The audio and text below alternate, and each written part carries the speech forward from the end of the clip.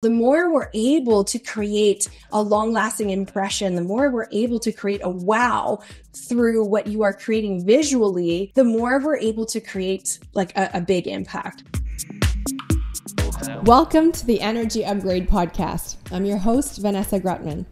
And if you are a high-achieving woman, a successful entrepreneur, an inspiring entrepreneur, or just a woman with kick-ass big dreams, you're in the right place. If you value your energy, your health, if you want to be a biohacker, tap into longevity, if you want to raise the impact you have in this lifetime, you're going to have a lot of fun around here. As a second-time seven-figure business creator, certified health practitioner, and soul biohacker, I'm here to reconnect you to your energy, to the soul of your business, and to your superpowers. Let's go. Welcome home. And today we are in together for a short solo episode because I noticed that the recent episode I did on fears that I recorded when I was at the Four Season in my robe was very popular. And I know that it was shorter and you enjoy that. And I also know that this was my original mission, but sometimes I get carried away and I just can't keep it short. So I'm going to try it today. And my intention was to actually come and talk about online versus brick and mortar business, because I've been getting tons of questions around that lately. And I've been noticing a lot of things on the market. And myself, I used to have two physical clinics. And of course, now all of my operations are online, and it is so drastically different. I'm not saying that one is better than the other, but I definitely have picked up on some pros and cons for each. And so if you are maybe thinking about transitioning into entrepreneurship, if you maybe have a brick and mortar currently and you're considering maybe adding an online piece to your business, wherever you are, or if you're just at this point daydreaming about your possibilities and your options, I do feel like you might enjoy some of some points that I want to share today. So let's just first of all differentiate the two. So in my books, a brick and mortar space is actually a business that you got to lock in. You got to lock in at night and you got to unlock in the morning. Like you got to turn a key into a door to actually open it. So there's so many different practices, different retail stores that actually have this brick and mortar space where you are actually inviting people in. Now, what's great about a brick and mortar space is, there is really nothing better than human face-to-face interaction. That is very hard to beat.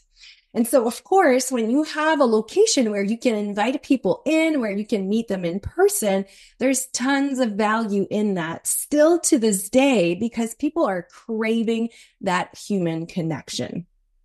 Another advantage is, of course, if you have products or if you have a big team, there's an opportunity for everybody to be working together, to be interacting, to be brainstorming.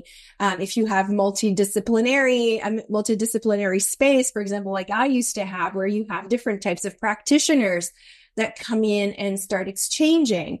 But also if you have physical retail products that you are selling as an extension of your services, it becomes so smooth.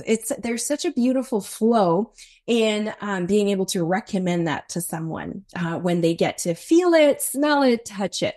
In fact, just like a little side note here, that is the one thing that the previous business I co-founded was known for. We were known to have like the most innovative and the best client flow in our space, where every detail was carefully thought of. Like we had the patient, we call like our clients were patients, but we had the customer journey down to a T. Like they were entering into space A where they were exposed to, ABC. Then they would go to the next space and then be exposed to next thing. And then they would go into the treatment room and then they would be exposed to something else.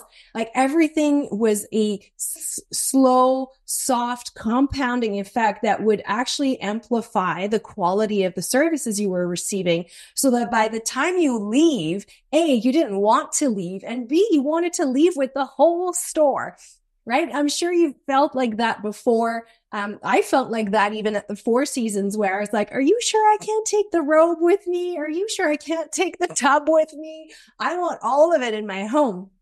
And so that's, if you have a brick and mortar location, you get to have that option. You can create an extraordinary customer journey with many touch points that have been carefully, strategically thought of, and that the whole team is supporting, right? And so that creates that's how we create memorable, very unique experiences. And of course, you layer on that something that will trigger all their senses. So there's a specific smell when you enter. There's a specific music. There's a specific, maybe blanket that you put on them that involves, touch. And so, and maybe they're offered something special to drink. Maybe there's a special collagen drink that you have or whatever. So you get to have this ability when you have a brick and mortar space to actually create memories.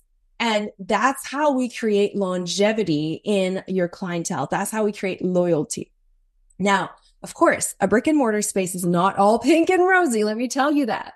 I did it for 12 years. And, when the alarm system rings at 2 a.m. because someone broke through the front door and you have to go, it sucks. When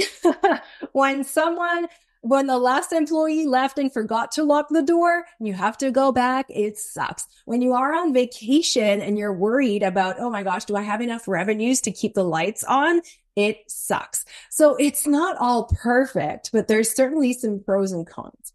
What I felt, now that I've moved over to an online business, for me, the biggest difference was really that feeling of complete freedom. And I was craving that in every cell of my being. Now, all I have to do is take my laptop with me wherever I go in the world. And I mean that. In fact, now I pick my Airbnbs and my hotels based on the quality of the internet. I actually ask about that. I look for reviews around it. And I will only go now to places that offer a really great internet so that I can continue to teach and I can continue to meet my clients. So the brick and mortar, again, if we want to wrap it up, it's awesome for human connection. It's awesome to be able to trigger the 5 senses and create a very, very thought through customer journey. It's fantastic to create loyalty. It's also a space where you get to be super creative. You can create and innovate with the way your window looks. You can create and innovate the way your shelving looks, the way your design is, like every single detail, the way your bathroom is decorated. You have an opportunity to make an impression, a long-lasting memory with literally every single wall in a brick and mortar space. And I remember I used to have a lot of fun with that. But like I said, the piece about the freedom for me was starting to be really heavy. Of course, the overhead, having to pay for not only, the lease, or if you're buying the space, but also like everything that needs to go with it, the turning the lights on, the electricity, the telephone system, the computers for everybody, like all of it, right? It adds up. And so what that does is it creates a daily expense that can actually start to weigh in a little bit. Like I remember we used to look at expense, like what is our cost per treatment room to have one treatment room open, for example. And then it can be a bit stressful because when your schedule is not full, that's what you think about. And so when you move to an online space, you don't have that. Now, I have multiple clients in my space right now that I work with. I have a dentist, a pharmacist, a medical esthetician. I have a lot of people who have physical spaces who are craving that freedom and are wanting to integrate an online component to their business. And I'm just here to tell you that nowadays in 2024, if you haven't considered having something online, whether it be just a personal brand, you are missing out, because right now And we don't know for how much longer, because in fact, Meta did an announcement earlier this year that they were contemplating changing that. But right now, social media is free. It is such an incredible way to connect not only with people in your community, but people globally. And so if you are here listening to this and you feel like you do have something to share, you can help people, you do have solutions to offer to the world, you do have services that are potent, that are real, you are here to make a difference. If you know you have that, whether you've taken the action or not to start acting on it, the truth is you have to have an online component to your business. In 2024, you have to. And what that means is, first of all, you need to have an online presence. So perhaps it is your personal brand, so your name, or maybe it is the brand that you are supporting, but you need something, and you need a consistent brand like presence strategy. You cannot just be posting on a Monday and post again 4 weeks later, hoping that people will buy your offer when you post. That's not how it works. The internet is a crowded place. So we cut through the noise by being consistent, by being authentic, by speaking our truth, by sharing our values and beliefs. And that is how you can actually, like, the online portion of your business can actually become the driver, the motor, the safety net, if you also happen to have a brick and mortar location. And that is the transition that I'm witnessing with a lot of my clients that are like, wait a minute, I make more money when I'm coaching a group of women or when I'm coaching one-on-one. I can do this anywhere in the world. And that actually covers my expenses for my clinic, my spa, my studio, whatever it is. And so that's nice. So basically my message with today's episode, and you might feel like you're not resonating with the message, but my message is, if you're not showing up online in 2024, like either with your personal brand or with your business, you are missing out a massive opportunity. In fact, right now in North America, there are more online stores than actual physical stores.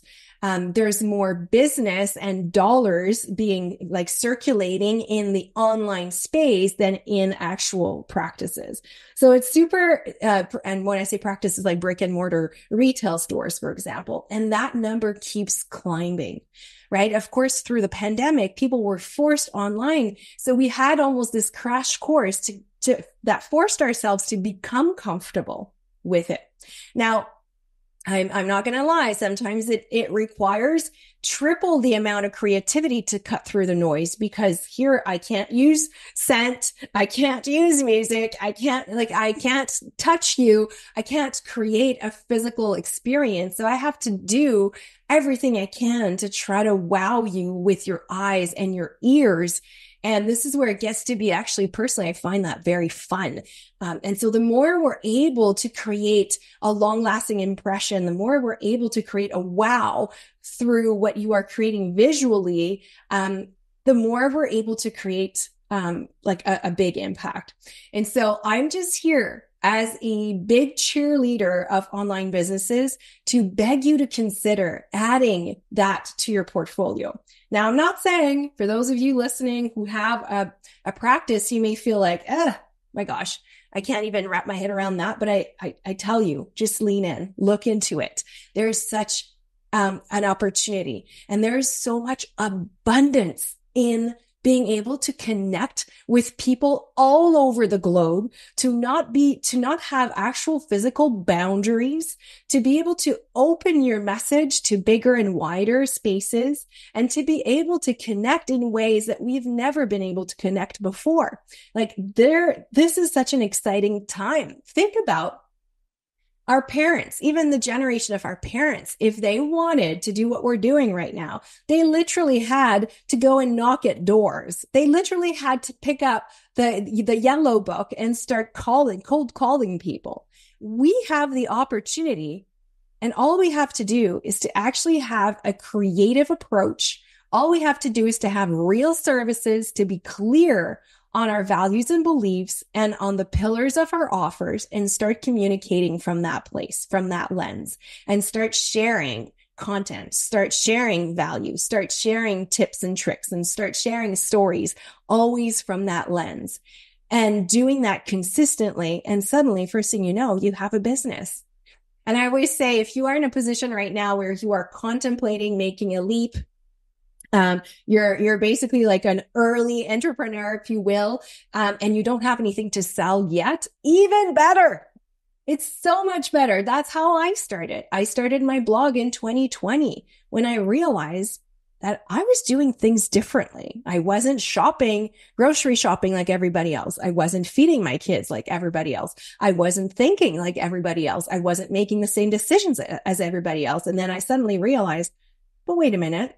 That means some people probably would need to hear what I'm doing and how I'm making this muffin for my kids and how I'm cooking this.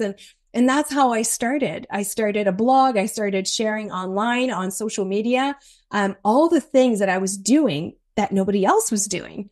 And that's how it became a really fun place for women to come and feel inspired. I didn't have anything to sell at the time, but what that created is because I was consistent in sharing and offering lots of value. The day I released my first offer, it exploded. Right. And you've heard me talk about this before, but I had my first launch and it was an $80,000 launch. And I was like, what? What is happening right now? And now in retrospect, I know that I was able to achieve this because I had taken the time to nurture my community, to actually give them. So if you are on the sidelines right now thinking, well, I don't have anything to sell. Perfect. Start sharing from a place of generosity. Start sharing added value. Start sharing the things you wish you had known before. And from this place, only magic can happen. So I wanted to just remind you that if you don't have an online presence yet, what are you waiting for? This is your calling. Chop, chop. We need to go online. We cannot look at that both go and you're not on it. You cannot do that. And like I said, I don't know how much longer social media is going to be free. And while it is, use every single day as an opportunity to share your message, to share your conviction.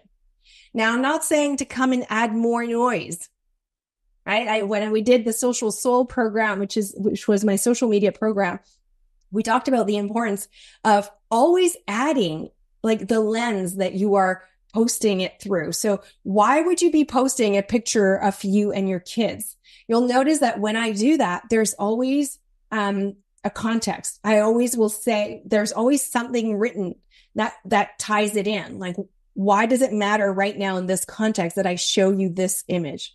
Otherwise, I would be posting, 20 times a day because I love my life. I love all of it, but I'm posting nearly 5% of it because sometimes I'm like, well, who cares about this? Like, there's no context. And so if I can't link it to the greater vision, to the greater purpose, I just won't post it. And that's great. It's okay. I'm giving you permission. So whatever you are posting, make it relevant, make it strong, make it sometimes polarizing, make it you so that it really cuts through the noise and it's not like everybody else. Because I know that you right now, you are sitting on some superpowers. I know that you are not admitting it to yourself, but you're sitting on perhaps a solution, something you've overcome in your life. I know that there is something that is wanting to emerge that you could share with the rest of the world and that the rest of the world is desperately needing. So if that's you, hopefully you got the point here. Don't start by opening a brick and mortar location. Start by showing up online. And if things really pick up, then maybe you could open a brick and mortar location, which becomes your destination for a full experience. Hint, hint, that's in my dream. That's on my dream board. I don't know if that will ever happen, but I even drew the square footage and the floor plan. I already know exactly what it would look like, but I'm actually allowing myself to build even more of a stronger, bigger community, even more traction before doing that, because I've been in the brick and mortar space before. And I want to be careful if ever I go there again. I want to really think that through. So again, is that one better than the other? No, but in both cases, you need to be online. No matter what, you need to be online. If you are, I don't care if you are a doctor, if you are like a dentist, if you are a plastic surgeon, whatever, you need an online presence. Okay. So we are clear on this. A financial advisor, a wealth advisor. Who else have I worked with? I mean, I've worked with so many different professionals and executives in so many different industries. And the truth is, even if you are not entrepreneur, even if you want, let's say, to change to a different job, if your online presence, which is, by the way, now stronger than any resume out there, if your online presence is not on point, you're not standing out. Like, it is just the truth. So make sure you're showing up online with context, with relevance, with added value. And by making everything as visually pleasing and memory, like, and create a memory. So I'm not here to add any stress, but I just want you to contemplate this.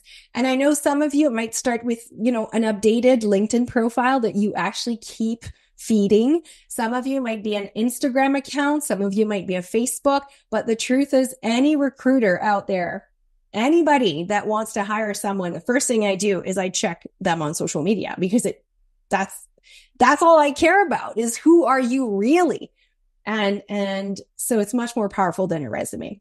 And so everybody here deserves to hear this message, and hopefully you got it. And if ever at one point you feel overwhelmed by it all, stay tuned. I always have programs and courses to help you build a personal brand. That's something that I value so much, because that is something I didn't do last time. So when I sold the business, I had to start from the ground up. I hadn't built my personal brand, and that hurt me a lot. And it was very hard to have to rebuild from the ground up. So now I'm really passionate about saying, it doesn't matter where you are at the center of your life. You are the leader of your life. And there is something you are here to share. There is a point of view that we need to see. And that's what you need to start taking action on right here, right now. So hopefully you got the message. I want to see you online. If you are, feel free to tag me. As usual, thank you for being here every Tuesdays. It's always such a pleasure to see the numbers of you listening going up, of reading your fantastic reviews. I know so many of you actually took the time to leave reviews for my birthday. So thank you. Of course, it's not too late. It continues to be open. If you go to Apple Podcasts, you can leave a review, and that helps me. That helps my message being heard by more like-minded women like you that are needing to hear this. So thank you for listening. And I cannot wait to see you again next week. Bye for now. The information shared on this podcast is for information purposes only and doesn't provide any medical advice. Vanessa Grutman does not cure, diagnose, or treat disease. Please consult your physician before trying any new protocol or product.